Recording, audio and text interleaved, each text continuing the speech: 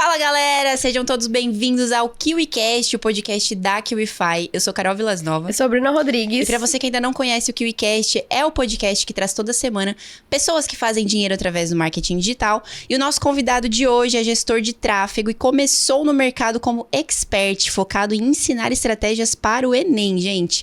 Mas em 2022 ele migrou para os bastidores do digital. Hoje, com mais de 10 milhões de reais faturados com marketing digital, ele está à frente da Astro Ads, uma agência consultiva focada em infoprodutos que rodam no Perpétuo. Bruninha, será que esse bate-papo vai ser incrível? Eu tenho mais que certeza que será. Então chama pra nós, quem é o nosso convidado de hoje? Seja muito bem-vindo, William Shaw. Salve, salve, Bruna, Carol, que alegria enorme estar aqui, tô muito feliz de verdade, obrigado pelo convite, pela experiência. Espero poder contribuir bastante aqui para essa conversa, para que ela seja rica. Então, bora falar de perpétuo, tráfego, estratégia, que é isso que eu gosto. Legal, Coisa que obrigada pela também. sua presença. Exatamente, uma honra te ter aqui. Inclusive, pra gente conhecer um pouco melhor, me conte mais sobre você, sobre a tua história, como é que você entrou aí no mercado digital? A minha história ela começa em 2019, aliás, muito antes disso, na minha cidade natal, em Barbacena, que é no interior de Minas Gerais, 2 horas de BH. Eu cresci num ambiente em que meu pai, empresário, sempre me mostrou que para eu alcançar os sonhos que eu sempre quis, eu sempre fui um pouco ambicioso, assim, eu precisava ter o meu próprio negócio, empreender. Então, desde adolescente, eu inventava todo tipo de moda para conseguir fazer um dinheiro por fora. Uma das coisas que eu fazia, por exemplo, eram festas pequenas, não eram super festas, mas festas que me davam uma certa rentabilidade. E aí, pulando ali para 2018, quando eu já tinha formado no ensino médio, tinha largado a engenharia, mudado de curso, entrado na administração lá na UFMG, eu comecei a pesquisar um pouco mais sobre como é que eu poderia ganhar dinheiro na internet. E naquela época é importante dizer que não existia muito essa ideia do que é o especialista, do que é o expert. Existia a ideia do blogueiro, do youtuber, do influenciador. Então eu pensei, será que eu preciso ser um youtuber, um blogueiro? Mas eu fui pesquisando um pouco mais a fundo e entendi que existia um negócio chamado marketing de conteúdo. E o marketing de conteúdo hoje é algo muito difundido, as pessoas não usam mais esse termo, mas é basicamente, você tem um conhecimento, você começa a produzir conteúdo sobre isso, as pessoas confiam em você, no final você faz uma oferta para poder ensinar mais aquilo a troco de um preço, né? Você vende um curso. Então eu falei, o que eu posso fazer para começar a dar o meu primeiro passo aqui no digital? Como eu fazia festas e tinha, de certa forma, um pequeno sucesso naquilo, porque eu fazia um dinheiro na minha cidade, eu falei, vou criar um canal no YouTube, vou começar a ensinar essas pessoas como que elas podem fazer festa na cidade delas para ganhar dinheiro também. Então, Bruna, nessa época, eu comecei o meu canal, fiz alguns vídeos, só que por motivos de acreditar que não estava sendo um conteúdo tão legal, eu fui para um outro caminho do entretenimento. Então, em vez de ensinar sobre fazer festa, comecei a frequentar festa. E nessa época, eu virei um canal de entretenimento, mais uma pegada de youtuber. E nessa época, eu já estava na administração e os meus vídeos geraram um burburinho na faculdade. Claro, algumas pessoas falaram bem, outras nem tanto, mas eu consegui chamar a atenção de uma das pessoas que estudavam na faculdade e ele já trabalhava com o digital da forma que é a forma que a gente conhece hoje. Então ele me chamou para trocar uma ideia e ele me fez uma proposta de me lançar no mercado como expert de Enem, de vestibulares. Eu que já tinha entrado na universidade, tinha saído e entrado de novo. Falei, nossa, eu nunca pensei em falar sobre vestibulares. Vamos lá. Por quê? Na hora eu falei, eu vou ser pago para ser blogueiro, isso é um sonho, entendeu? Quem não quer? Eu achei muito legal. Então, isso foi 2019 e a gente começou esse projeto, que foi junto com essa pessoa até meados de 2021. Nós, então, fizemos cursos, treinamentos, eu era expert, eu ficava por conta dos holofotes. A gente chegou a ter 4 mil alunos, acredito que faturamos cerca de R$1 milhão, quase isso, para falar a verdade. E durou até 2021, quando eu resolvi seguir o meu próprio caminho. Então, eu mesmo lancei o meu curso, só que nessa época eu parei de ser o cara dos holofotes e comecei a virar também o cara dos bastidores. Isso significa que, nessa época eu comecei a aprender copy, tráfego, eu era o meu próprio suporte. Eu era a Ana lá que estava atendendo, para não falar que era eu. A minha equipe, eu-keep. Exatamente. E aí eu me vi numa situação que eu tinha que tocar um projeto todo sozinho. O ponto é que, desde que eu migrei para esse formato sozinho, eu já estava ali com os meus 24, 25 anos, não deu muito certo, não como eu queria. E aí eu arrastei mais ou menos 2021, 2022, não foram os resultados que eu esperava, 25 anos já. Fiz 7 Enems, então é bastante Enem, é bastante vestibular. Ele precisava fazer, né? Precisava mostrar. Exatamente, então tava cansativo, eu queria falar de negócios, do digital, dos bastidores, mas eu tinha que falar pro cara como é que ele fazia para passar no Enem. Então, eu fiquei meio perdido nessa época e resolvi inventar tudo que você pode imaginar. Foi a época que eu abri uma marca de roupas, foi a época que eu comecei a fazer dropshipping, foi a época que eu escrevi no Big Brother, Caraca, porque eu queria ser famoso. E eu até fui longe, tá? Uma história muito engraçada. Mas é um demonstrativo de que eu tava realmente perdido naquela época e já não me identificava mais. Então, em determinado momento eu falei, chega, tá na hora de dar um basta. Eu larguei tudo que eu tava inventando de moda naquele momento, tudo que era drop, marca de roupas, o projeto do Enem. Falei, o que eu posso fazer para continuar no digital com uma previsão de ter um certo sucesso, que não seja tão arriscado, que eu faça uma só função em vez de desempenhar todas aquelas funções de quem é uma eu presa e começar do zero. Então eu pensei no tráfego pago.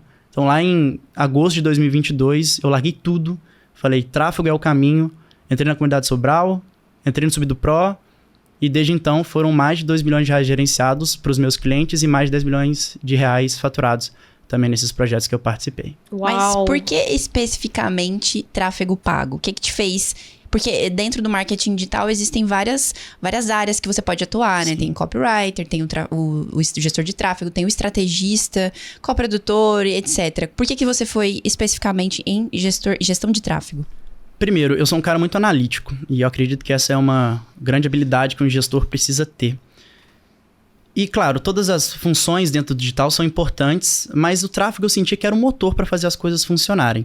E, beleza, por que não um estrategista? Por que não um coprodutor? Eu estava cansado de já colocar essa ideia de empreender, pôr o meu dinheiro, sem ter a certeza de que ia funcionar. Entendi. Então, eu falei, esse modelo de prestação de serviço ele é extremamente interessante, porque... É claro, não é um pensamento que a gente tem, obviamente, que não importa o resultado do cliente, mas a verdade é que o projeto voando ou indo relativamente ok, a prestação de serviço, você vende ali o seu mês, então você não tem prejuízo. Então eu achei que era um caminho mais seguro e ideal para o momento que eu estava vivendo. E combinou também com as habilidades e as competências que eu tenho, que é isso de ser analítico. Legal, E coerente. William, você falando sobre essa sua transição, né? Você fez um movimento normalmente o contrário do que a maioria das pessoas fazem, porque a maioria das pessoas estão nos bastidores e se lançam ali como expert, e você foi o contrário. Quais foram os seus maiores desafios em ser ali dos bastidores, em sair do expert, tá aparecendo nas câmeras e voltar ali, entrar pra trás das câmeras? Eu acredito que, na verdade, é um caminho até mais fácil. Muitas pessoas realmente começam ou como copy, ou como social media, ou como tráfego. Eu comecei como expert, mas também não foi muito porque eu quis. Foi uma proposta que veio até mim. Uhum. E à medida que eu ia do holofote para os bastidores, eu fui estudando mais e mais áreas e me desenvolvendo. Então, a transição, para ser bem sincero, ela não foi tão ruim, porque pensa, no cenário inicial, eu fazia de tudo. Eu era copy, tráfego, enfim, suporte. Quando eu mudei só para tráfego, eu já tinha todas as outras bagagens, então falei, agora eu vou fazer uma função, que é tráfego. E eu vou aproveitar que eu já tenho todo esse conhecimento, principalmente o conhecimento de expert e também de copy. Eu escrevi VSL, escrevi muito anúncio, atendimento, todas essas coisas, eu empacotei e é isso que eu passei a oferecer no meu serviço. Então, na realidade, foi até um caminho melhor que eu acredito ter seguido, por mais que não seja o mais convencional. E como é que foi os primeiros contratos que você foi encontrando assim que você migrou para a gestão de tráfego? Quais foram os seus principais desafios? Porque o que a gente vê muito aqui no KiwiCast mesmo, com histórias das pessoas que vêm aqui, é que esse é um grande desafio para quem entra na profissão gestor de tráfego. Encontrar bons experts ou, enfim, encontrar um bom projeto em que possa vender ali os seus serviços e fazer dar certo. Você teve esse tipo de desafio também no início? Sim. A primeira coisa que um gestor de tráfego geralmente tem como dúvida é: que caminho que eu vou seguir? Qual vai ser meu nicho? E-commerce, negócio local? A maioria começa no negócio local porque é mais fácil de você prospectar. Você vai na sua cidade, na sua rua, já vai ter alguns potenciais clientes. Ou será que eu vou para infoprodutos, perpétuo, lançamento? Como eu já estava no digital, não atuando como tráfego, né, gestor de tráfego, mas estava ali já nos holofotes e tudo que eu fazia já era relacionado a infoproduto e principalmente perpétuo, conversando inclusive com outros gestores mais experientes naquela época em que eu estava tomando essa decisão, eu falei, eles falaram, você precisa seguir no caminho de infoprodutos e de perpétuo, porque você tem algo que é muito positivo e que quase nenhum outro gestor tem, é que você já viveu o lado do expert. Verdade. E eu comecei a usar, eu ouvi as pessoas que estavam me aconselhando naquele momento e eu comecei a usar esse ponto positivo que eu tinha para conseguir fechar os primeiros clientes. Os primeiros 2 clientes que eu tive, eu consegui fechar em um evento presencial. Um eu até já conhecia, há muito tempo que eu não via. Eu falei, olha, tô nessa função agora, sou gestor de tráfego, bora fazer negócio. E uma outra pessoa eu prospectei ativamente dentro do evento. E assim começaram os primeiros resultados. Os primeiros clientes, os primeiros contratos. O que é complicado? No início, quando você quer fazer reunião de propostas, as pessoas perguntam quais são os seus resultados e você não tem nenhum ainda. Eu acho que esse é uma barreira muito grande para o iniciante, né? Que ele vai falar o quê? Ele já bate a insegurança ali. Sim, e o Sobral fala, você só é gestor de tráfego quando você tem clientes. Então, no início era realmente mais complicado, as pessoas me perguntavam experiência sobre isso e aquilo, que nichos que eu trabalhei, e a minha resposta era sempre um pouco complicada de dar. Mas o que importa é você romper a barreira dos primeiros 1, 2, 3 clientes. E praticamente essa foi a descrição do meu 2022 ali, setembro, outubro, novembro, dezembro, com os meus 2, 3 clientes. E isso foi me dando mais confiança, mais resultado, mais coisas para eu apresentar para conseguir fechar novos clientes. Então, assim, é uma barreira que você tem que superar no início, que todo gestor precisa superar, mas ela acontece naturalmente e é difícil, mas as coisas vão melhorando conforme você trabalha. Massa. E hoje você tem a Astro Ads, que é a sua agência, né, focada em infoprodutos. De onde que veio a ideia de criar uma agência focada em infoprodutos justamente para Perpétuo? E como é que você fez para ela conseguir se diferenciar de uma agência tradicional que a gente encontra várias aí na internet sobre marketing, enfim? Não é de fato, eu pensei muito em abrir o leque da operação da minha agência para lançamentos, para negócios locais, entre outros tipos de projetos. Mas no fim das contas eu entendi que esse foi, na verdade, o princípio todo que me levou a ser um bom gestor de tráfego. Porque quando eu larguei tudo lá atrás, eu falei, eu tenho uma missão, ser um bom gestor de tráfego e só isso, mais nada, eu só preciso ser um bom gestor de tráfego. Então eu entendi que quando a gente tem uma única coisa que a gente foca, as coisas tendem a escalar mais.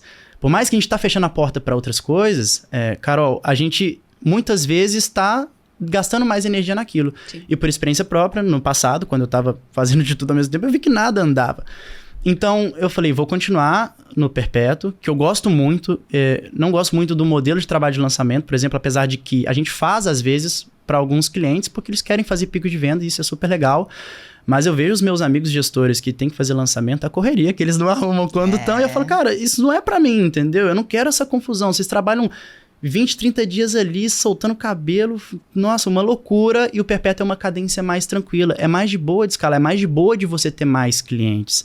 Então, esse foi o caminho que eu segui. E claro, Bruna perguntou, por que eu virei uma agência? Quando a gente começa a tirar a nossa imagem, assim, e transformar aquilo em uma empresa de verdade, a gente começa a transmitir todo um novo posicionamento, né? O William Shaw, gestor de tráfego. Agora é a Astro Ads, uma empresa especialista em escalar perpétuos, entende? E, claro, a gente vê para todo lado agências de tráfego e a gente entende que existem todos os tipos de empresa, muitas delas prometem as mesmas coisas, muitas não prestam serviço de qualidade e a gente tem que buscar um diferencial. O que é o diferencial que eu encontrei desde o início? Toda essa bagagem que eu já trago da vida dos holofotes e depois da vida dos bastidores fazendo múltiplas funções, é o que eu realmente consigo empregar no trabalho com os meus clientes para conseguir escalar.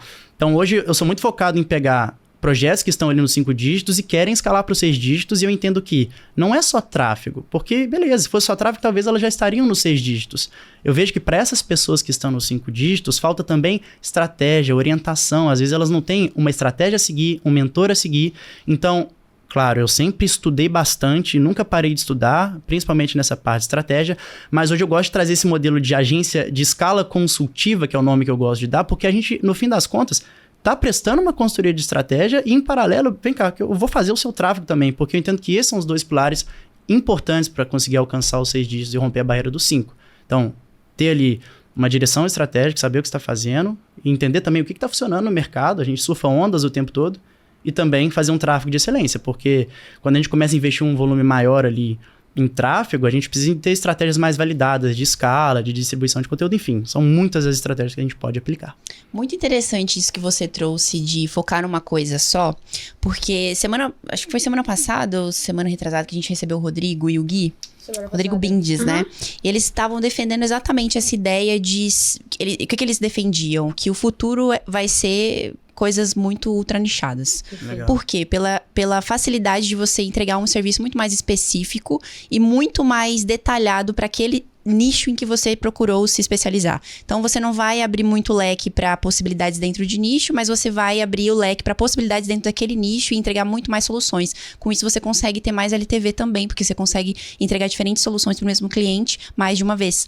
Isso é muito legal, porque gestão de tráfego e agências que oferecem serviço de gestão de tráfego, a gente vê que existe uma evolução aí também de trabalhar com poucos clientes e não prestar serviço para muitos clientes. Por quê? Porque justamente quando você foca em um determinado cliente ou um ou dois por um motivo específico, você consegue expandir suas atividades, suas operações. Consequentemente, a qualidade da sua entrega tem a ver com isso também? Total, pensa. Toda vez que eu tenho que fazer um dashboard para um cliente, o dashboard ele não foge muito de um mesmo padrão. Porque são geralmente as mesmas métricas que a gente analisa. A gente não tem que ficar colocando lá o desempenho do lançamento e tudo mais, porque a gente não fica fazendo lançamento. E nem sobre como que ficou o Google Meu Negócio lá nas campanhas de Google, porque a gente nem trabalha Google Meu Negócio. Então, em termos de gestão, a gente faz para vários clientes as mesmas coisas. Isso traz uma escala que é muito melhor. Quando eu falei que eu refleti sobre querer abrir o leque da minha empresa, esse foi um dos pontos que eu falei, não, vamos manter aqui no perpétuo, vamos manter aqui nessa linha, porque a gente também tira a dor de cabeça que a gente pode estar criando dentro da nossa empresa. Mas não é só, beleza, não vou trabalhar com outros nichos, mas também vamos ser a melhor empresa de perpétuo. Uhum. Aconteceu um caso muito curioso que me despertou esse pensamento, quando eu ainda estava no projeto do Enem e eu precisava de um gestor de tráfego, eu cheguei a contratar um gestor. Fui numa plataforma que eu via vários gestores lá e eu falava, olha, eu tenho um projeto aqui pro Enem, é perpétuo, não é lançamento, não é e-commerce, não é negócio local. Tinham vários gestores, é uma vitrine assim que eu podia escolher. Tinha lá gestor para fazer tudo, gestor de infoprodutos, gestor de lançamento e tinha lá gestor de perpétuo. Qual que você acha que eu escolhi?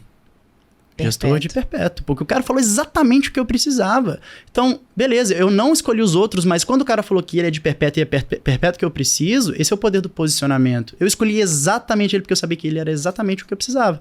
Exato. Entende? Então, hoje eu quero que as pessoas pensem na Astro Ads como a principal solução para tráfego, para infoprodutos que querem rodar no perpétuo. Até para se posicionar fica muito mais, não vou dizer fácil, mas fica muito mais claro, fica muito mais simples o processo de criação de posicionamento para o seu nicho, né? Esse é o poder do nicho, isso é muito legal. Outra coisa que você falou aí que eu acho que pode ter influenciado também no seu sucesso foi exatamente o lance do seu mecanismo único de ter trazido a sua experiência como expert. Até na hora de você conversar com um possível cliente, você já vai com, sei lá, você usa a comunicação que você já teve um dia como expert a seu favor para fechar um novo negócio. Isso também te ajudou, a sua experiência nesse sentido, na abordagem dessas pessoas? Ajuda, principalmente pelo fato de que eu já passei tudo que esse cara tá passando. A gente fala a mesma língua. Eu entendo a dificuldade dele de gravar um criativo. A dificuldade, às vezes, dele pensar numa copy para um criativo, em fazer uma página, em pensar quanto que ele vai gastar para fazer essa nova página, enfim. O expert, ele também é o dono do próprio negócio. E, no fundo, ele acaba tendo... Se ele não tem gente que faz para ele tem outras pessoas que estão fazendo tudo ali. Sim. Então, não é só a experiência de estar nos holofotes, mas de ter um negócio próprio de infoproduto, onde você tem que atuar em todas essas partes. Tanto que a gente não só orienta em estratégia, mas isso já aconteceu de cliente falar, olha... Hoje somos praticamente eu e você aqui, quem que eu preciso formar de time para que a gente consiga crescer a nossa operação. Então eu entro nisso também porque eu entendo o que é prioritário para ele contratar primeiro. Será que ele contrata um web designer, um copy, um social media?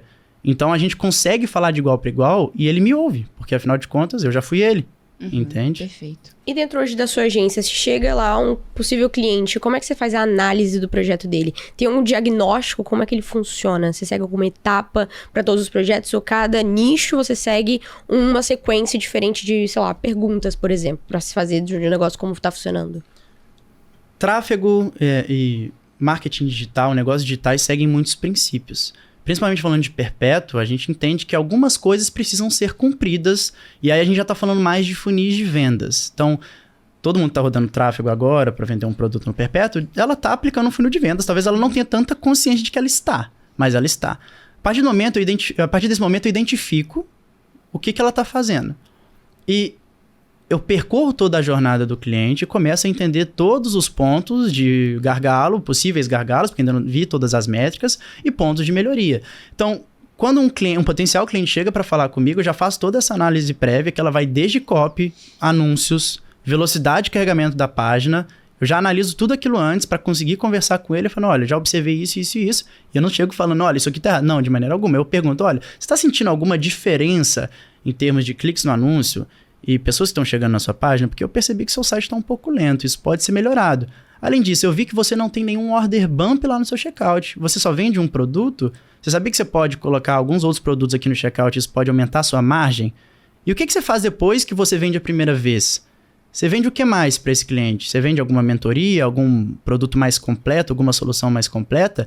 Então, eu busco trazer toda essa análise estratégica que vai de funis de venda, de LTV e principalmente de tráfego. Mas aí, tráfego, claro, a gente precisa abrir as campanhas.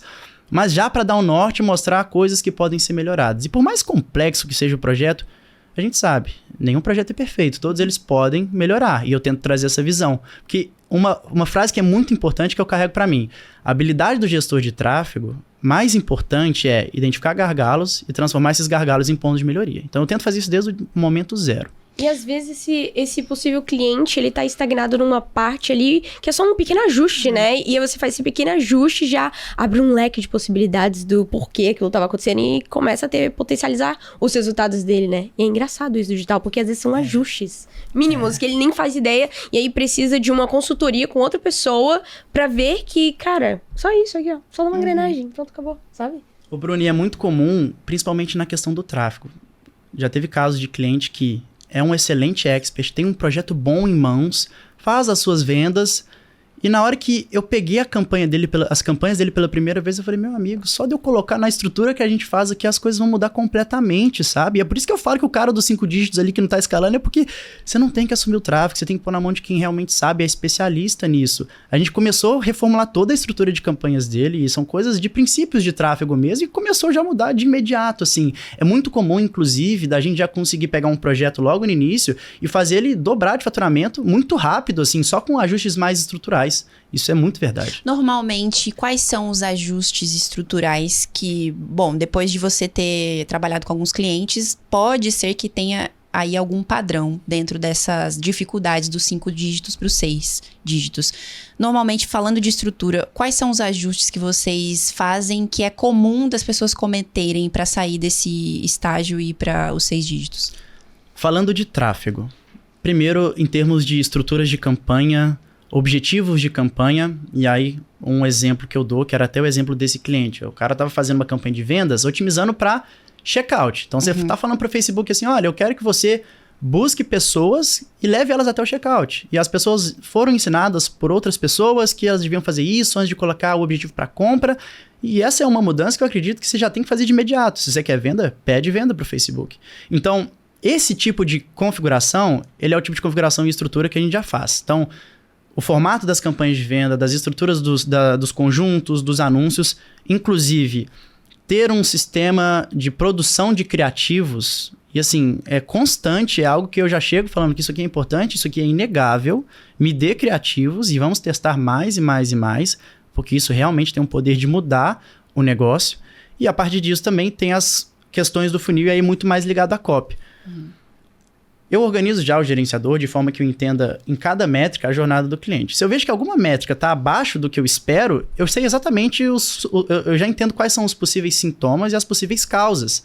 Então, pô, a pessoa está chegando na página e não está chegando no checkout. Ela trava ali, as pessoas saem do site. Então, já começa todo um trabalho para analisar copy, alinhamento entre criativo e copy. Então, esse trabalho inicial da estrutura, ele é muito relacionado à jornada do clique no anúncio até a compra. Isso envolve tráfego, isso envolve copy, página, criativo. Esses são os ajustes que a gente mais faz no início, assim. E vocês... Eu fiquei com uma dúvida só. Vocês, como agência de tráfego, chegam a fazer ou têm a necessidade de fazer algum tipo de pesquisa do público-alvo do cliente de vocês? Ou eles já trazem esses dados minimamente ou maximizadamente prontos ali para vocês só fazerem os ajustes que precisam ser feitos na estratégia? São raras as ocasiões em que a gente tem acesso a uma pesquisa pronta sobre o público-alvo. Esse acaba sendo mais um hábito de quem faz lançamento. Tá. Roda lançamento, roda pesquisa. Lançamento, pesquisa. Para as pessoas com quem eu já trabalhei, na maioria das vezes, essa ideia do público-alvo estava muito mais na cabeça do expert, do dono do negócio. É mesmo?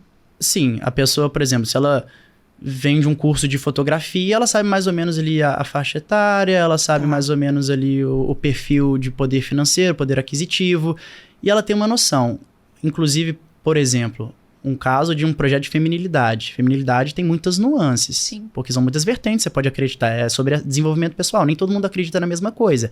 Isso é importante. Você está lidando com mulheres que acreditam mais na espiritualidade ou mais no posicionamento pensado na parte profissional? Elas são mais novas, elas são solteiras, são mais casadas, elas buscam um relacionamento bom ou criar um relacionamento? Então, essas nuances eu não consigo pegar de primeira. Tá. E muitas vezes a gente não tem uma pesquisa pronta que aponta tudo isso. Então a gente tem que conversar com o expert. E nesse caso específico da feminilidade, a expert já tinha uma boa noção. Mas se eu vejo que isso tá um caso em que a gente tá meio no escuro, bora rodar pesquisa. E a gente começa até a colocar a automação de pós-venda já com link ali, pensa numa pesquisa já para começar a coletar esses insumos das pessoas que compram, obviamente, que a gente quer saber o perfil de quem compra, para entender a idade, poder aquisitivo, coisas que acredita e tudo mais. Isso é muito importante, mas não é um jogo que a gente já faz de cara. Tá. Só se for necessário. Porque isso é o tipo de estrutura que o projeto vai necessitando conforme ele cresce. Eu trouxe isso porque, como você falou da parte estratégica, eu fiquei pensando, cara, se ele entrega essa parte da estratégia também para alguns clientes que necessitam, será que eles, como agência de tráfego, entregam esse tipo de pesquisa também? Porque pesquisa é um tema que a galera geralmente tem um pouco de dificuldade, principalmente quando tá no início. Então, você trouxe aí esse ponto muito bem colocado, que o expert, ele tem já essas informações sobre o cliente dele, ou possível lead, ou pelo menos precisaria ter, né? Muito bem definidos. E aí, quando entra alguém para a estratégia, para cuidar da parte do tráfego, traz esses dados. Mas legal que vocês também trabalham isso conforme a necessidade. Isso. Quando eu percebo, e já me veio um outro projeto na cabeça aqui, que a pessoa está tentando falar com um público-alvo, mas ela ainda não entendeu qual é o recorte daquele público, a gente começa a trabalhar isso. Porque eu falo, olha, você está tentando falar com mais de uma pessoa ao mesmo tempo. O recorte que você fala é mais relacionado às nuances que você comentou. Por exemplo, também. Mas pensa no caso de uma pessoa que fala de emagrecimento. Esse é um público-alvo muito grande. Mas a partir do momento que eu começo a focar em emagrecimento para quem acabou de ser mãe e está sofrendo com diástase, aí eu estou começando a falar de um recorte. Entendi. Entende? Porque aí se eu tô querendo vender uma solução para tratar diástase, eu vou excluir a galera que só quer emagrecer por emagrecer, a galera que ainda não foi mãe. Entendi. Porque senão eu tento falar beleza, eu vou fazer o exercício para diástase e eu vou emagrecer por consequência. Mas o principal ponto aqui é tratar diástase, não é fazer as pessoas emagrecerem. Então esquece a galera que só quer emagrecer, foca aqui, ó, na diástase, entendeu? No pessoal que acabou de virar mãe, acabou de ter filho, entende? Então, quando eu vejo que tá muito em aberto, eu falo, precisamos focar.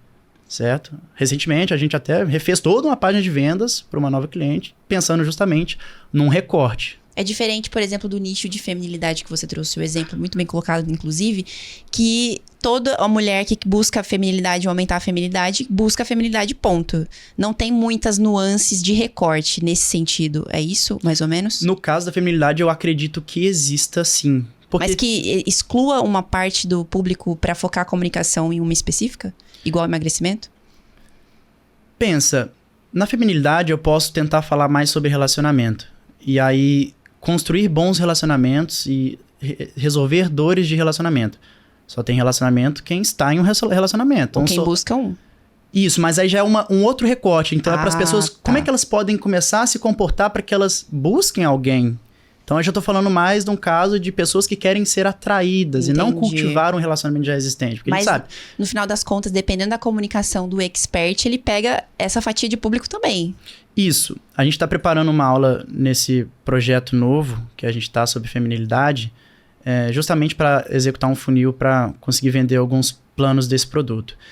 E esse foi um ponto que a gente falou, olha, a gente pode seguir um caminho aqui e falar de relacionamento, mas deixando claro que a gente tá falando sobre pessoas que estão em um relacionamento, ou a gente pode usar alguns termos que vão fazer as pessoas falar, não, isso aqui não é pra mim, então isso aqui é pra eu que tô solteira. Ou então, dependendo do ponto, se for um ponto dentro de feminilidade que não tem nada a ver com relacionamento, aí eu acabo pegando as duas pessoas. Por exemplo, autoconfiança. Autoconfiança é só pra quem tá num relacionamento, ou autoconfiança também serve pra quem é solteira? Serve pra quem é solteiro então, também. Nesse caso, não faz sentido pra mim separar. Entendi. Entende? E esse é o caso da aula, por exemplo. É uma linha muito tênue, né?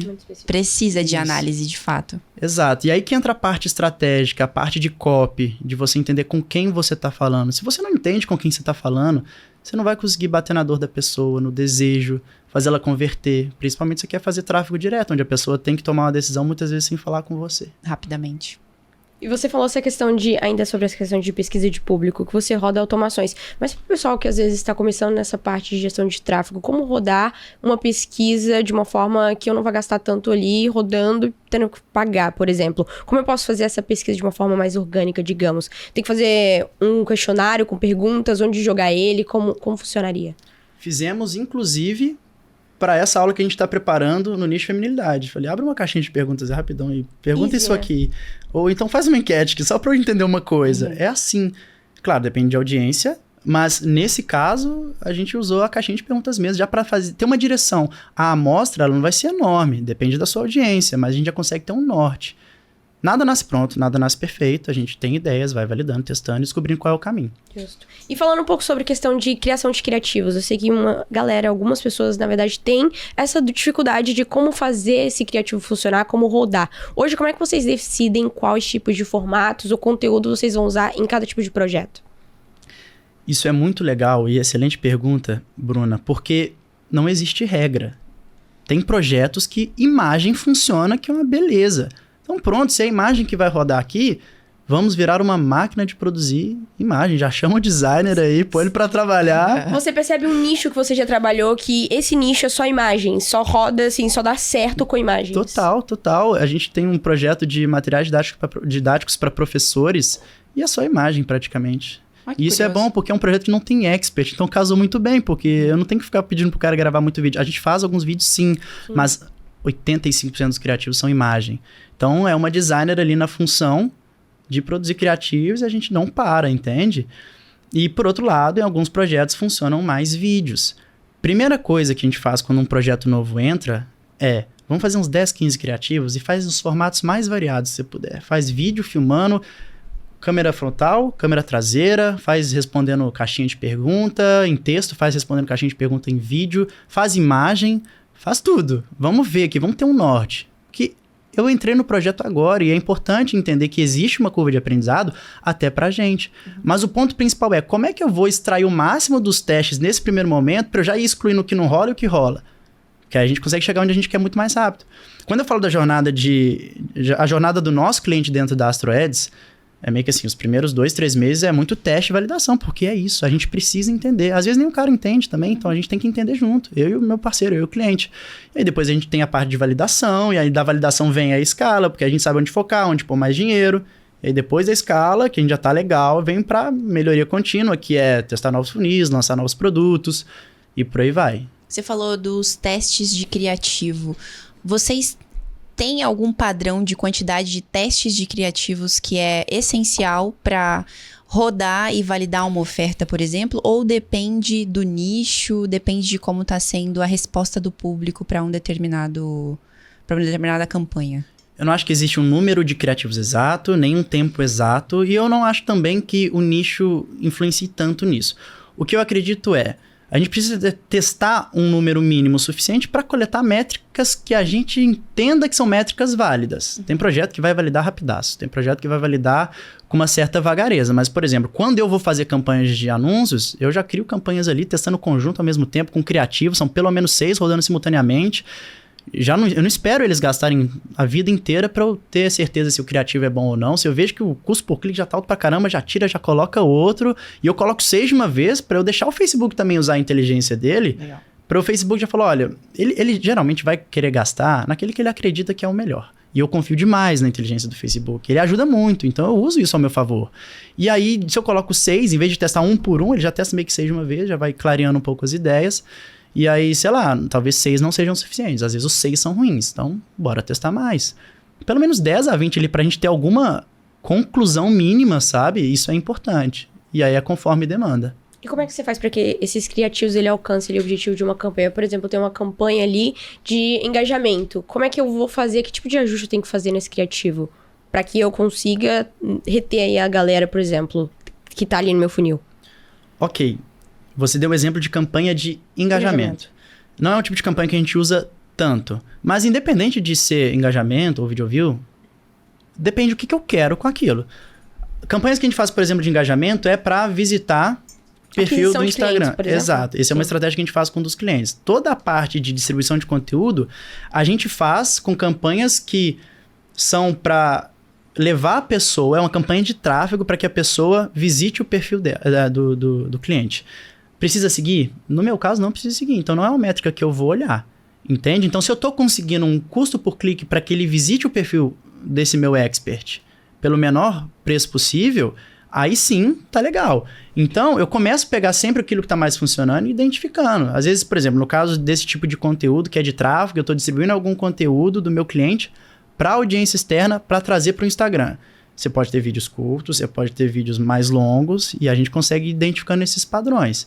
Então, isso é para análise de envolvimento. Por exemplo, quando eu estou fazendo uma campanha mais de vendas, aí o foco aqui não é visitas no perfil, o foco é vendas.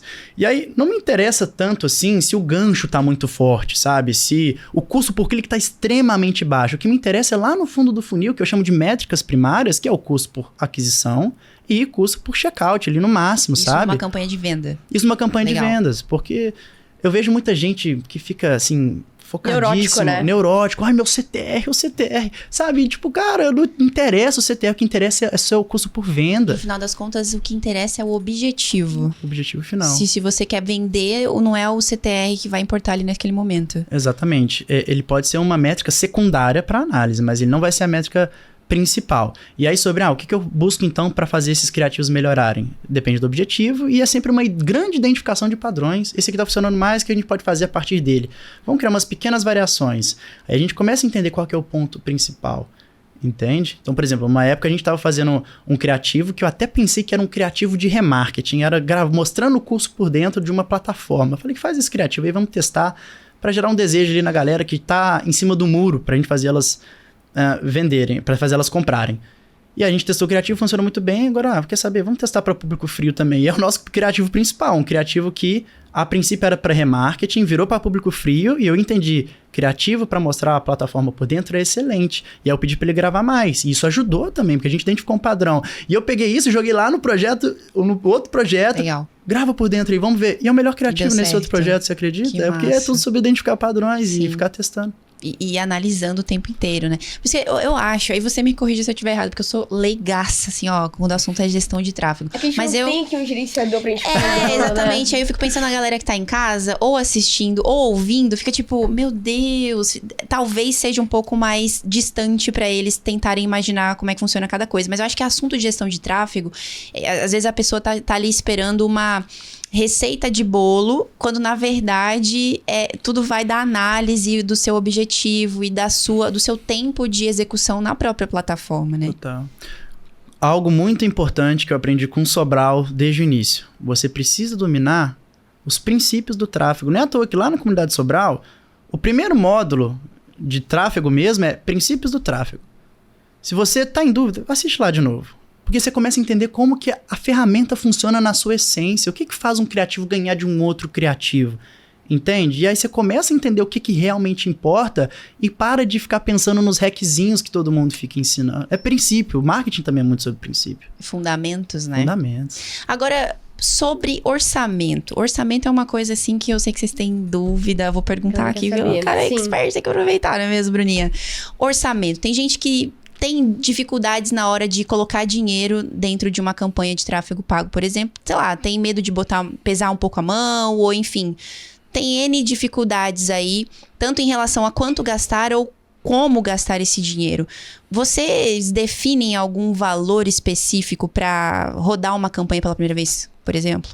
Vocês provavelmente já ouviram que depende do valor do produto. É certo? Isso é verdade. Vamos pensar aqui, não vamos falar de produto de 1.000, 2.000 não, porque já começa a ficar um pouco mais complexo. Vamos falar dos produtos mais...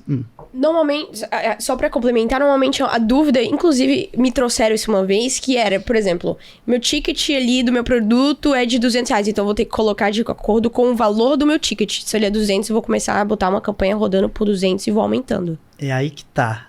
Porque eu não acredito nesse tipo de, entre aspas, cagação de regra. Olha aí. Até porque, às vezes, a pessoa não tem o dinheiro pra ficar colocando ali, e aí ela não faz. Ou então ela está fazendo maluquice e perde todo o dinheiro. Vamos colocar em números aqui pra ficar didático. Boa. Então, Pensa num produto de R$200. Não vou nem falar 197, 200 que é mais fácil. As pessoas geralmente falam o seguinte, você precisa de ter um CPA máximo, um custo por venda máximo. Ou seja, até quantos reais eu animo pagar para sair uma venda aqui? Geralmente, considera-se que esse CPA máximo ele é metade do valor. Porque aí eu gasto R$100, faço uma venda de 200, então vai 1, volta 2. Legal? Então, o meu CPA máximo é 100. E aí chegam os grandes gurus que estão montados no dinheiro e eles falam, eu tenho dinheiro para fazer quantos testes eu quiser, no orçamento que eu quiser, e falam, então se você quer testar conjuntos, você vai fazer o seguinte, para cada conjunto você vai colocar R$100 aqui para fazer o teste. Então você quer começar testando 4 conjuntos. Então você tem 4 conjuntos de R$100, você está gastando R$400 para vender um produto de 200. Pensa, eu tô aqui, eu sou o cara que está começando, eu vou gastar R$400 por dia, do nada, assim, na loucura. Eu não sei nem se a minha oferta é validada, se minha página é boa, se meu criativo é bom. Aí o cara pisca, 2 dias, R$800, não fez nenhuma venda. Olha que loucura isso, não tem como. Então, uma coisa que eu falo, não precisa ser tão travado assim para você só investir certo o CPA máximo por conjunto. Você pode criar frações disso. Então, se eu quero testar 4 conjuntos e o meu produto custa 200... é razoável que eu gaste de 50 a R$100 por dia para fazer esses testes. Talvez eu tire um conjunto ali e faça um teste com 3 conjuntos. Ah, mas aí você vai demorar demais para conseguir fazer as suas validações. Beleza, mas para mim, para o cara que ainda não tem grana demais e também não está com pressa, muitos deles não estão, a única coisa que você vai precisar fazer, em vez de ter todas as validações em 1 ou 2 dias, você vai ter em 3 ou 4. Espera e deixa gastar com mais cadência, mais tranquilo, porque aí você começa já a ver outras métricas. Você já vai vendo se o CPC tá legal. Porque, pô, imagina. Eu não gastei nem R$50. Eu não tive nem um check-out feito ali. Então, opa, já tem alguma coisa muito errada. Eu não preciso gastar R$400, R$800 pra já entender que ali não vai pra frente. Entendeu? Então, eu vejo que essa forma de falar que é o CPA máximo por conjunto ou por criativo, ela é muito, muito agressiva, não é tão adequada para quem tá começando. E eu também não gosto desse formato de testar. Quero testar um criativo. Eu quero testar 4 criativos. Aí a pessoa faz o mesmo público, aí cria 4 conjuntos, em cada conjunto coloca 4 criativos. Aí, então, assim, ela tá testando 4 criativos, mas ela só tá testando um conjunto, que é o mesmo em todos. Então, eu posso testar 4 criativos aqui, e no fim das contas, nenhum deles vende, porque na verdade é o público que eu nem sei se é bom ou não é bom, sabe? Então, o meu jeito de testar, eu já testo tudo de uma vez. Já coloco 4 conjuntos, 4 criativos, 4, 5, 6 criativos em cada, então já tô testando ali uns 4, 5, 6 criativos, ao mesmo tempo em que eu testo 4 conjuntos, por exemplo. E aí você faz uma forma muito mais otimizada, que vai te permitir coletar as primeiras métricas mais rápido, mais de boa, dando margem para que outros criativos exerçam sua influência ali nas métricas também, sem precisar gastar R$800 em 2 dias, sabe? Até porque para você investir mais grana, você precisa de dados, né? Sim. Eu imagino que esses primeiros testes são para justamente coletar os dados que você precisa para otimizar a sua campanha cada vez mais de acordo com as características do público, o que funciona mais e etc. Total. Eu até lancei um treinamento recentemente para ensinar um pouco dessa parte, porque muitas pessoas vinham sem um produto ainda validado procurar o meu serviço. E aí, às vezes, não é uma questão de tráfego. Beleza, imagina que eu pego ali o projeto da pessoa, a gente roda campanha, na verdade é o produto que está mal colocado, é o mecanismo que não está bom, é a copy, são vários outros fatores que não estão legais, então não importa o melhor tráfego que eu faça. E aí a pessoa ela gasta com gestor, ela gasta com anúncio, sendo que o negócio é antes ali, sabe? Então eu falei, vou fazer um treinamento tranquilo aqui, bem direto ao ponto, para ensinar a pessoa a fazer essa primeira parte. Cria seus criativos, faz seus primeiros testes de conjunto e criativo e coleta as primeiras métricas. É isso que você precisa. Só para você ter uma noção se o CPC tá bom ou não. Só para você ter uma noção se as pessoas estão ao menos chegando no checkout e com que taxa é isso. Porque eu acho que essa é uma das métricas mais importantes. Então, se a cada 100 pessoas, 2 estão indo pro checkout, 5 estão indo pro checkout, meu amigo, já para de rodar o tráfego, pensa um pouco antes na sua estrutura aí. Então, não precisa gastar R$800 para coletar as primeiras métricas. Legal. E conforme você vai escalando, por exemplo, como é que você vai fazendo esses ajustes do orçamento baseado no desempenho de uma campanha? Como é que você vai... ok, aqui deu certo, eu vi que as taxas estão boas, as taxas primárias que eu tô olhando, vou então aumentar, sei lá, R$200, R$300 aqui agora, ou menos, não sei. Otimizar é sobre você tirar o que é ruim e colocar mais aquilo que é bom. Então, esse tirar e colocar, muitas vezes, é o orçamento. Se eu tenho 5 campanhas ali, que 2 estão muito boas, uma está mais ou menos, 2 estão muito ruins, eu já pego o orçamento das que estão ruins, já jogo pro orçamento das que estão boas. Mas aí você pausa as que estão ruins ou você deixa só com o orçamento menor e ainda assim coletando mais dados, por exemplo? Depende. Se eu vejo que a campanha está totalmente errada, assim, os criativos não estão indo bem, nem os conjuntos, e eu tô mais focado ali na campanha, eu já pauso de uma vez, jogo o orçamento para outra. Mas estratégias de escala é algo que varia muito no mercado e, mais uma vez, não existe regra. Existem coisas, boas práticas que as pessoas fazem que costumam funcionar. Então, a gente testa todo um acervo de estratégias para fazer funcionar. Eu posso pegar o orçamento da campanha e só aumentar. Eu gosto mais da escala horizontal, que a gente fala, que é a escala onde você vai duplicando campanhas boas, conjuntos bons. Então, você vai aumentando o orçamento assim também. E tem algo muito legal que as pessoas não falam, que é a escala por meio de plataformas de tráfego. Então, uma coisa que a gente fez fundamental em alguns projetos que a gente já trabalhou é começar a rodar Google Ads, por exemplo. Isso é escala, eu estou investindo mais em outras fontes de tráfego e traz um resultado maravilhoso, assim.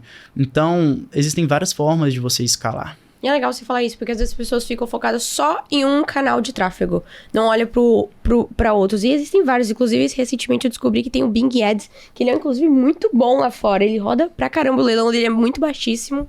E é uma boa dica aí pra galera que tá pensando em jogar na gringa. A gente recebeu um convidado aqui que ele só usa praticamente Bing Ads, né? Olha, que legal. Porque ele vende pra fora também. Agora, pensando em... Esqueci o que eu ia perguntar. Olha só que legal. LTV? Não, não era LTV. Você trouxe uma questão que eu quis fazer uma pergunta em cima. Vou lembrar. Pode mandar a sua próxima. Eu ia perguntar pra você como é que você... Lembrei. Brincadeira, Zé.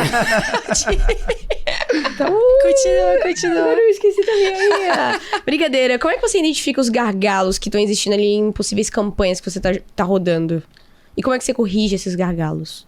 Métricas. Desde a parte que eu falei que uma das maiores habilidades do gestor é ser analítico, é traduzir métricas em gargalos e gargalos em pontos de melhoria. Chega a ser bem lógico, às vezes até matemático, o fato de que às vezes o gargalo está numa métrica tal e isso aponta diretamente para um grupo de possíveis soluções que literalmente, se você fizer uma daquelas, vai resolver. Então, você tem que entender o que cada métrica quer dizer. Isso é algo muito importante para todo gestor de tráfego, entender onde que você tem que atuar quando você vê que algo está fora do que deveria estar, fora do parâmetro. Eu lembrei o que eu ia perguntar. Era sobre... Você trouxe aí um termo, boas práticas da escala. Eu queria entender quais são as boas práticas na hora de escalar um produto que está dando certo. Primeiro, tem gente que gosta só de sair aumentando o orçamento. E aí tem várias estratégias. Eu tenho um amigo gestor, por exemplo, que parece que ele tá no meio de um mercado de criptomoeda ali. Ele pega, joga lá em cima e passa um tempo, ele abaixa, é uma loucura. Mas dependendo do perfil, eu realmente acho que é isso aí. Que todo gestor de tráfego passa por isso aí. Eu não faço muito isso, até porque isso demanda um orçamento e aí já é uma decisão principal do cliente, né? Então eu não vou sair fazendo esse tipo de coisa, não ao menos sem consultar. Mas com relação às estratégias de escala, é muito sobre isso. Não acho que todos os projetos vão ter exatamente o mesmo comportamento de acordo com as estratégias que a gente faz. Mas essas estratégias de duplicar, pelo menos para mim, elas funcionam mais. E não é nem duplicar campanha, é duplicar conjunto. Então, é muito sobre isso, inventar formas de você conseguir aumentar o orçamento, seja só colocando mais orçamento ou duplicando campanhas. Mas tem um negócio muito legal também, que está me ajudando ultimamente, ajudando outros gestores, que são formatos novos de campanha que surgem, e aí eu dou exemplo aqui para uma campanha nova que chama Campanha de Compras Advantage. É como se fosse uma campanha inteligente com configurações pré-definidas que o Facebook criou lá para a gente testar. E no passado, tudo que era meio assim, inteligente, ou já otimizado, ou pré-configurado, a gente falava, isso aqui não presta não.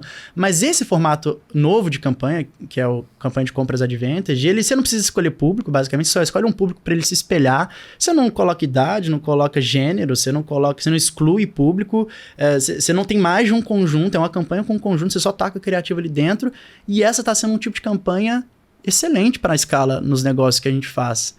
Sabe? Porque ele tem uma capacidade de encontrar as pessoas que é impressionante. E assim, rodando os mesmos criativos de outras campanhas. Então, às vezes, a escala ela tá nas novidades também. Em novas estruturas que, sei lá, não existiam um ano atrás. Então, por isso que a gente tem que sempre explorar. Outro ponto extremamente importante para a escala. A pessoa identifica, às vezes, um criativo ou 2 ali que estão voando, né? E aí elas colocam toda a verba nesses 2 criativos, até param de testar. Porque se eu estou testando, geralmente teste não me dá um retorno tão bom, então para ficar um custo mais baixo ainda não vou testar. Só que quando você faz isso e para de realizar os seus testes, você está matando a sua campanha no longo prazo. Você tem que testar o tempo inteiro. Então pode ter uma campanha ali que está voando, mas umas 2, 3 ali tem que estar testando alguma coisa. Seja coisa de página, seja coisa de criativo, ou coisa de conjunto, ou configuração de campanha. Então é sempre essas ideias novas de aumentar o orçamento em paralelo com testes para descobrir novas coisas que vão funcionar lá no futuro.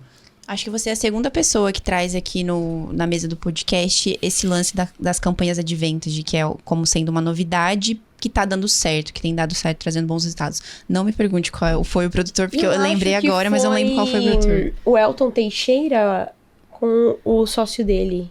Pode ter sido. Eu lembro de uma coisa parecida do tipo também. Eu realmente sobre isso. não lembro. Mas, William, eu tava dando uma olhada ali no teu site, né, da tua agência, da Astro Ads, e você tem vários pilares, e um deles é sobre funis de venda e LTV. E eu queria falar justamente disso com você hoje. Como é que você estrutura um funil de vendas que roda no perpétuo? É muito sobre contexto, sobre ticket do produto e a capacidade das pessoas de comprarem um produto sem me conhecer, ou seja, capacidade de conversão para público frio. Existem negócios que a gente só roda tráfego direto para público frio e isso vende. Então, funil de tráfego direto, anúncio, página, venda, às vezes funciona muito bem. Mas no caso da feminilidade, é um tipo de nicho que, por ter as nuances, igual o desenvolvimento pessoal, que você tem, depende da vertente que a expert está falando para você ver se você bate com ela ou não, às vezes um tráfego direto não vai rolar. Você precisa trazer a pessoa para um funil diferente. Por isso que eu estou fazendo nesse outro projeto uma aula, porque numa aula eu consigo mostrar para a pessoa tudo que a gente acredita como feminilidade, para que a pessoa entenda se ela se identifica. Legal. E nesse processo a gente cria autoridade e faz uma venda. Então, nesse caso, inclusive, a gente, esse projeto ele funciona num formato de assinatura. Então tem assinatura mensal e assinatura anual. Se eu ficar dependendo só de fazer tráfego também para assinatura anual, que ela é mais barata, R$60, eu tenho uma margem meio complicada. Então a gente começa a pensar nesses funis para vender o anual, que é R$700, entende?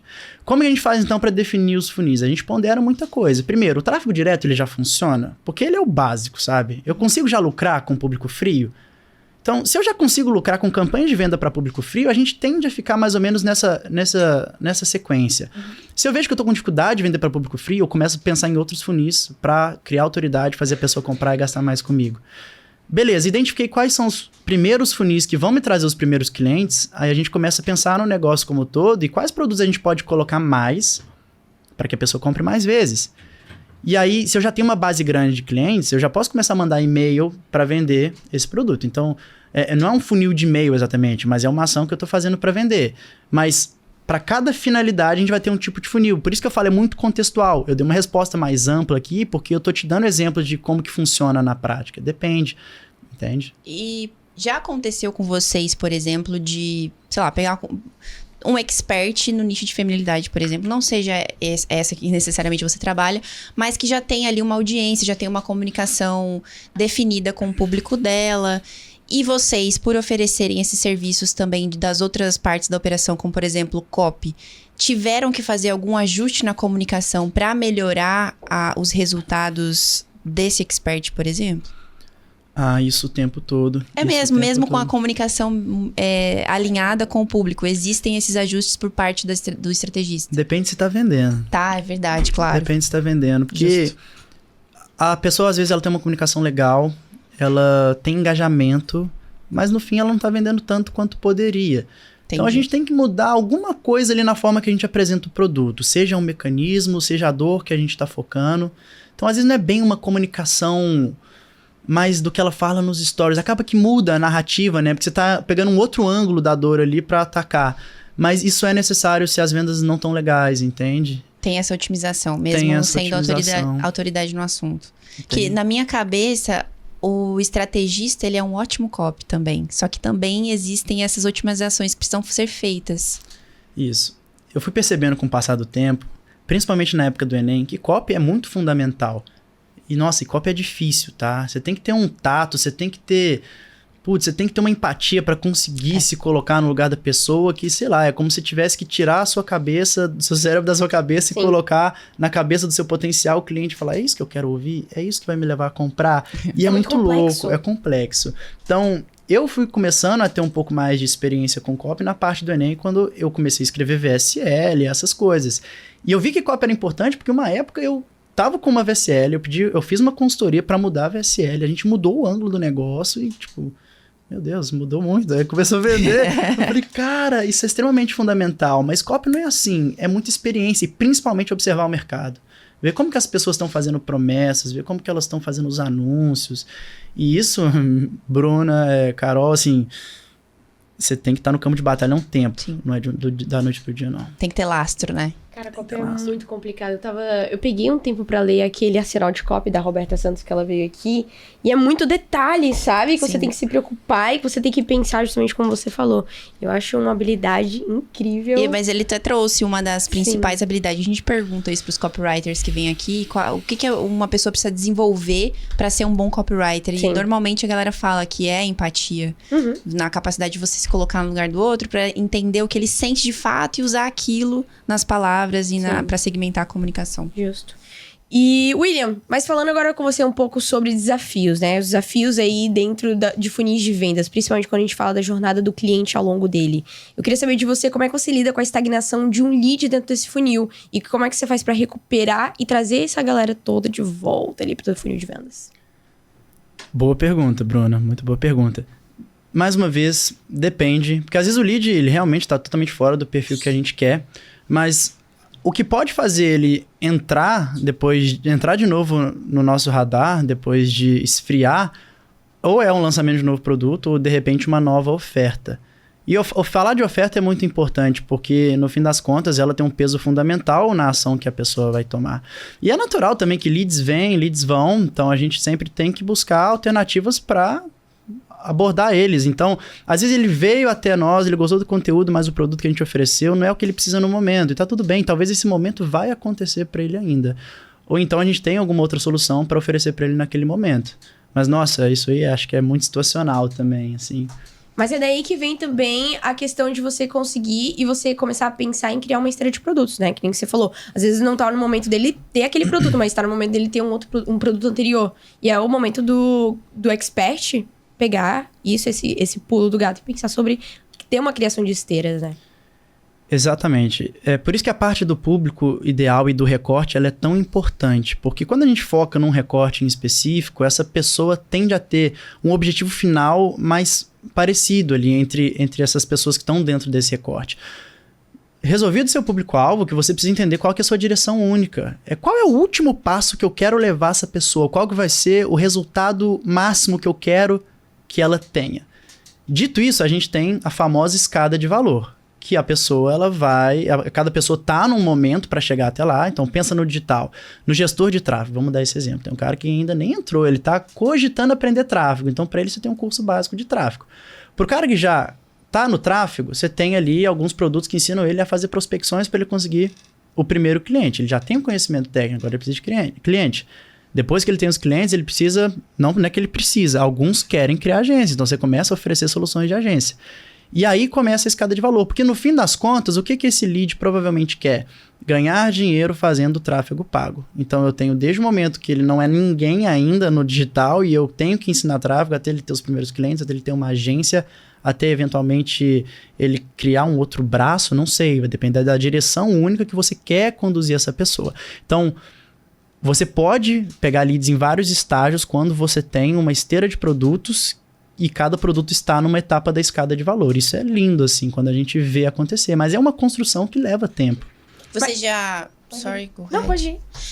Você já estruturou esteira de produtos para clientes seus? Quando a gente fala de esteira, ela pode ser muito grande, mas isso é uma coisa que eu faço o tempo todo, é não deixar o meu cliente se contentar com um único produto. Isso pra mim é extremamente proibido. Então, se você já tá vendendo bem aqui, bora já pensar numa nova solução. Tem alguns experts que não pretendem tanto assim, sei lá, colocar uma mentoria, fazer essas coisas, tudo bem. A gente vai de acordo com o que o cliente também quer, óbvio. Mas quando eu vejo que um cliente ele tá ali sempre um sinal para você entender se tá na hora de lançar um novo produto é quando você está sempre desesperado para conseguir o próximo cliente. Ah, legal. Essa é uma boa... É um bom termômetro, porque se você só tem um produto, o cara que entra pro seu funil e já comprou de você, se você não tem mais nada para oferecer, ele é um lead morto. Então, quem que é seu próximo cliente favorito? É o que vai chegar depois. Sim. E aí, quando você vê que você precisa sempre arrumar mais público frio, trazer as pessoas precisam conhecer a gente mais, então, opa, meu amigo, tá na hora de você lançar mais um produto. Porque isso foi um caso que aconteceu, a gente tinha uma base de 10 mil alunos, 12, 13, sei lá. Eu falei, cliente, você precisa começar a pensar em outra coisa pra gente oferecer para esse pessoal. E aí a gente já começou a pensar junto em uma nova solução, entende? E aí essa esteira de produtos, ela pode vir de duas formas. Tem cliente meu que faz tráfego, a gente faz tráfego para ele vender mentoria. Então ele já está vendendo meio que o ponto final da escada de valor. Então eu falo, olha, vamos colocar um produto só para aquisição de novos leads. Para a gente parar de ficar só gastando dinheiro para conseguir os nossos leads, vamos colocar um produto para que a gente passe a ganhar dinheiro pegando os nossos leads. Então a gente coloca um produto de 27 a 97 ali, para começar a ter um funil de aquisição, que é um funil que só serve para trazer lead para nós. Entende? Então tem tanto o cara que já está vendendo mais caro, a gente coloca produtos mais baratos para trazer mais gente para o pé dessa escada, quanto a pessoa está vendendo mais produtos que são do pé da escada e a gente fala, bora fazer o próximo passo? Então isso é extremamente importante, porque senão não escala. Não, assim, é óbvio que acontece de escalar para os 100 dígitos com um produto. Ou para os 100 dígitos é outro dígito. Para os 6 dígitos com um produto. Mas assim, não é algo que você pode contar que o longo prazo vai resolver sua vida, não. A grande maioria dos clientes que chegaram até você, eles já estavam pensando na base? Ou a maior parte não estava ainda com essa cabeça, com essa mentalidade? Quando você fala base, você quer dizer o quê? Justamente essa questão de LTV. Eu olhar para minha base em vez de ficar pensando em adquirir novos clientes para trabalhar mesmo a minha base e conseguir ali estar com eles e ter eles na minha esteira por um longo período de tempo. Essa é uma das coisas que, pelo menos nesse momento, eu entendo que muita gente não tem essa consciência. Mas com certeza, com o amadurecimento do mercado, elas vão começar a entender isso de uma forma mais prática. Porque para os clientes que eu trabalho, que são esses que estão ali nos 5 dígitos, querendo chegar nos 6, o cara que fatura ali 20, 30, 40 mil, ele ainda tá naquela de eu tenho um produto, eu tô precisando fazer ele escalar mais, sabe? Ele tá focado em escalar o produto e não o negócio. Então ele ainda não pensou no outro produto, porque ele ainda acha que o primeiro não tá perfeito. Entendi. Entende? Esse é um bom ponto que você trouxe, que inclusive pega um pouco pra galera, né? Esse lance de, tô vendendo aqui meus 20, 30 mil, eu quero escalar o meu negócio. Mas, na verdade, ele tá falando de um produto. E quando você pensa no negócio, aí você pensa na necessidade de ter mais soluções pros seus clientes. E isso engloba muitas coisas. O que você enxerga hoje que é a maior dificuldade dessas pessoas que estão nesse estágio na hora de pensar em novas soluções pros seus clientes? É exatamente esse olhar muito focado no produto ou é, sei lá, outra coisa?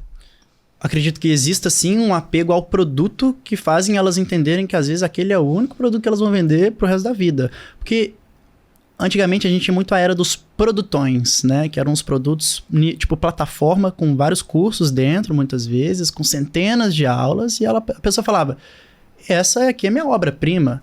É só esse produto que eu vou vender pro resto da vida, porque essa se transformará na maior plataforma de todos os tempos. Mas, na verdade, a gente foi desapegando um pouco disso, porque quando você começou a oferecer produtão, o que você vai vender depois? Então, você não pode ficar entregando tudo de uma vez, você até pode, mas assim, não é algo que a gente vê muito mais, porque você fica meio sem área para fazer uma nova venda em seguida. Então, hoje a gente está as pessoas primeiro precisam entender isso, e hoje a gente está na ideia de oferecer produtos menores que solucionam dores específicas, e aí não é sobre a quantidade de conteúdo, mas é sobre quanto eu mesmo, expert, vou te ajudar. Porque tem os produtos que eu te entrego, você aprende e faz sozinho, aí começa os que eu faço junto com você e os que eu até mesmo faço por você. Entende? Então, as pessoas precisam primeiro ter essa consciência. E onde que elas esbarram no problema de entender qual produto eu lanço primeiro? Elas precisam de entender também o conceito da escada de valor, porque quando a gente fala de escada de valor, mais uma vez, você tem um público-alvo, você tem uma direção única, você tem pessoas que estão em estágios diferentes, e aí a partir do momento que você entende que elas podem estar em estágios diferentes, você abre a sua cabeça para novos produtos que você pode lançar. E é muito engraçado, porque lançar produto dá trabalho. Lançar um novo curso do zero, um novo treinamento. Mas um dos clientes que mais tem resultado aqui dentro, cara, é uma máquina de lançar produto. E isso muda tudo, porque você tem novas soluções o tempo inteiro. Sim. Entende? Então, primeiro é a conscientização de que é preciso lançar produtos. Sempre tem gente querendo o próximo passo. Sempre tem gente que numa fase diferente que também precisa de ajuda. E aí sim, é um trabalho, é um exercício de você parar, pensar o que eu posso oferecer para esse cara. E é um brainstorming, não nasce pronto produto, sacou? Não é assim. Uhum. E vou te falar, o mais legal disso tudo é que às vezes o próprio cliente dele pede o produto. Então ele sente a falta, ele chega lá, você não tem esse produto aqui pra me ofertar? É hora dele dar um estralo assim na cabeça dele. Então ele não precisa às vezes também pensar tanto assim, porque a própria base dele tá pedindo, sabe? Isso fica mais incrível. Mas William, você tem aí 5 anos de experiência com o digital, você tem resultados incríveis, tanto pra você quanto pros seus próprios clientes. E eu queria saber de você, qual foi o seu maior marco dentro do digital que te fez chegar onde você chegou de uma forma tão rápida? O marco foi exatamente quando eu resolvi largar os holofotes, que apesar de ter tido um resultado legal, eu não me identificava e estava bem esgotado para a parte em que eu transitei para uma função específica que é tráfego, mas carregando toda essa bagagem. E se tem alguém que me ajudou muito nessa jornada foi o Sobral com o Subido Pro. Eu entrei na primeira turma, ainda faço parte, e eu confiei de olhos fechados, muito focado no objetivo único, e esse foi um momento foi um ponto de inflexão assim que eu vivi. E a partir do momento da decisão e de ter escolhido um mentor e seguido esse caminho, aí foi muito rápido, Foi o que você até falou lá no almoço, foi coisa de quantos, foi um mês? 14 meses, sei lá. 2 semanas. 2 semanas, você vê, às vezes a gente só precisa de quebrar uma crença. 1 ou 2 semanas depois do Subido ao Vivo, teve um evento presencial, eu já fechei 2 clientes, sabe? Bizarro. E aí, pensa, eu não tava faturando nada. E aí eu fechei 2 clientes de 2K e meio, então do nada 5 mil, tipo, recorrente, num contrato de 3 a 6 meses. E aí você já vai ganhando confiança e vai seguindo. E no início você fala, meu Deus, função nova, tráfego pago, tanta coisa para aprender. Você entra lá na comunidade Sobral, você fala, cara, tem tanto curso aqui. Mas eu coloquei na minha cabeça, cada mês um curso, cada mês uma habilidade nova. Então, primeiro mês era Facebook Ads até o final, aí em novembro ali eu já peguei um cliente que queria rodar Google, aí eu já aprendi Google, aí depois Analytics, aí depois Dashboard, aí depois automação. E aí é só você ter calma, constância, confiar no processo, que passa 1 ano, você já aprendeu tanta coisa, você já gerou tanto resultado. E óbvio, mão na massa, né? Isso é muito importante. Esse é um insight que parece óbvio, mas é legal a galera escutar. Tipo, escolha um mentor, siga de olhos fechados a metodologia e ponha em prática. Você vai ter resultados, é inevitável. Total. Uma coisa que eu queria saber de você, o que você mais gosta de fazer na sua operação hoje? William, que eu mais gosto. Isso é engraçado porque eu amo tráfego, eu acho muito legal, porque a gente vê a roda girar, é bem prático, você roda uma campanha, vende, você vê o resultado ali imediato. Mas apesar disso, executar o tráfego operacional ali não é o que me dá mais, assim, tesão no trabalho, sabe? Eu lembro que era mais ou menos dezembro, ou seja, eu comecei em agosto, dezembro, 3, 4 meses ali depois, eu percebi que eu fiz uma semana inteira, então segunda eu peguei e organizei, aí eu otimizei, aí terça analisei, aí terça eu fiz mais não sei o que, cuidei do cliente tal. Fiz uma rotina ali 5 dias. Na semana seguinte eu fiz exatamente a mesma coisa. Me deu uma coceira assim, falei, meu Deus do céu, será que eu vou fazer toda essa rotina exatamente igual pro resto da vida? E aí eu já falei, cara, eu não posso ficar no operacional. Primeiro, porque de certa forma é repetitivo, apesar de ter muito aprendizado. Mas também não é isso que faz os negócios crescerem. Então eu falei, o que é mais desafiador aqui? A parte da estratégia ela é mais desafiadora. Então eu adoro criar, testar coisa, tirar conclusão, analisar, testar. Então não é o tráfego por si só. Subir campanha, troca criativa, troca conjunto. Não é isso. Hoje em dia eu nem faço isso mais na operação. É mais essa parte de analisar, entender, mudar, criar, testar, validar. Principalmente validar, porque aí é a parte da glorificação, né? Que você vê o resultado acontecendo. Então isso é o que eu mais gosto hoje. Massa demais. Cara, que episódio incrível. Você gostou, Carol? Eu gostei. Você gostou do bate-papo? Adorei, pessoal. Eu tenho certeza que a galera gostou também, mas a gente não acabou, né, Bruna? Não acabou porque temos uma perguntinha final. Na verdade, a gente tem caixinha de pergunta, Temos caixinha de pergunta? Olha só! Temos caixinha de perguntas aqui, Deixa eu ver. Eu achava que a gente não tinha caixinha de perguntas hoje. Vou começar aqui com @marninio_camelo. Ótimos nomes. Como fazer para destravar uma venda e fazer o automático... Fazer ela vender no automático... Não, pera. Como fazer para destravar uma venda e fazer o automático acontecer... Perfeito. Primeiro que o automático nem sempre vai acontecer. Se seu produto for... Quanto maior o ticket, mais difícil fazer o automático de fato acontecer. A gente vê o automático acontecendo mais nos produtos de baixo ticket. E é bem isso da parte do treinamento que eu falei. Roda suas primeiras campanhas testando conjunto criativo. Coleta as primeiras métricas. Essas métricas, você tem que saber ler elas, porque elas vão te falar onde está a parada, se é a cópia que não está conectando, se é o produto que não está legal, o ângulo que você está fazendo. Às vezes o produto também é ruim, a gente tem que entender que às vezes a validação ela é pro lado ruim, de entender que, cara, isso não é um produto que vende. Então, rodar as primeiras campanhas, analisar as métricas e aí que vem a experiência, a maldade de você entender, beleza, se esse ângulo de copy, por exemplo, tá funcionando, qual que tá funcionando então? Qual que vai funcionar? E aí é teste, mas também é experiência, entender a questão do público-alvo, das dores. Essa parte vem um estudo e um pouco de maldade. Boa. Perfeito. O @Felix Igor comentou bem assim, qual o 80-20 do tráfego hoje em dia? É o mesmo de quando você começou? Eu sempre acreditei nos fundamentos, nos princípios e no feijão com arroz. Eu não gosto da ideia de inventar modas. A pessoa que fala, você vai fazer uma campanha para cada estado do país. Parou, isso é inventar moda. Faz o arroz com feijão, deixa o Facebook trabalhar também. O 80-20 para mim é fazer o básico extremamente bem feito. São princípios, fundamentos, entendendo como a plataforma funciona, preciso dominar ela. Desde o início foi assim, acredito que continua sendo para mim e provavelmente vai ser assim por muito tempo. Fechou. Pergunta do Cleito.Xavier. Como fazer um produto no Perpétuo se destacar a ponto de vender todos os dias? Da mesma forma que eu, como agência, devo ter o trabalho de sair do commodity e me tornar única, oferecendo algo que nenhum outro pode oferecer. Geralmente, nos perpétuos, esse algo novo, ele vem num formato de algo que a gente chama de mecanismo único. Que é qual que é o seu método específico que só você faz, só você aplica para que a pessoa entenda... Isso não é mais do mesmo. Isso aqui, eu acho que a pessoa tem que ter esse sentimento. Agora vai, sabe? Porque eu acreditei nesse mecanismo. Então, a forma que você... Primeiro, você tem que ter um mecanismo e a forma que você trabalha ele é extremamente fundamental para fazer destravar as vendas. E aí, se você não sabe o que é mecanismo único, extremamente importante, tarefinha de casa. Aí, boa. Ó, o @Breno Sobreira perguntou, como saber que a minha estratégia pode dar bom antes de começar a testar?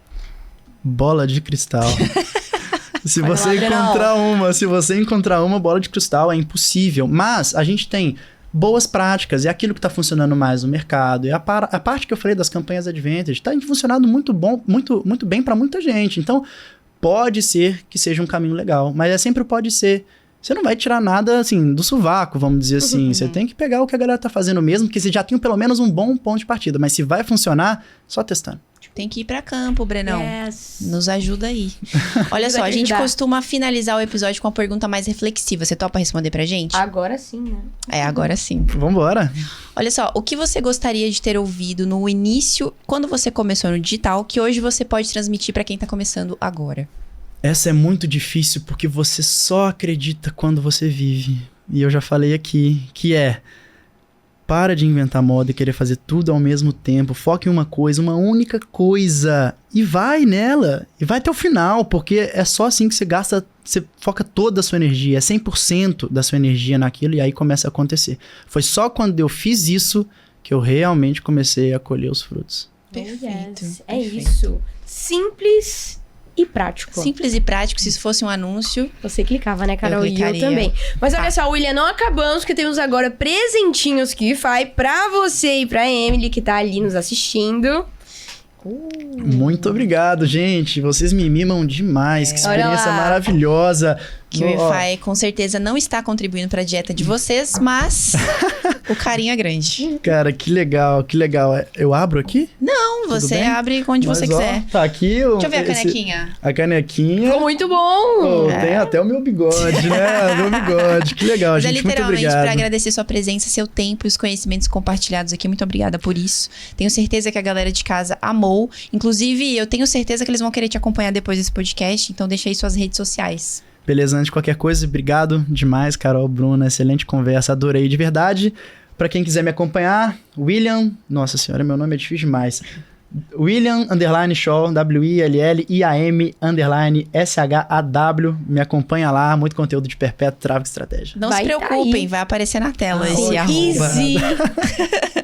Agora sim, Bruninha, pra quem ficou aqui até o final desse episódio, tem que fazer o quê? Que lovers que ficaram aqui até o final, que eu tenho certeza que vocês ficaram, já deixa aquele super like, comenta aqui os insights incríveis e valiosos que você pegou com o William. Comentou, então agora você se inscreve no nosso canal e ativa o sininho pra você não ficar de fora de nenhum novo episódio que sair aqui do GuiCast, hein? E aquele ponto bem importante que você já sabe. Carol, aonde a gente se vê?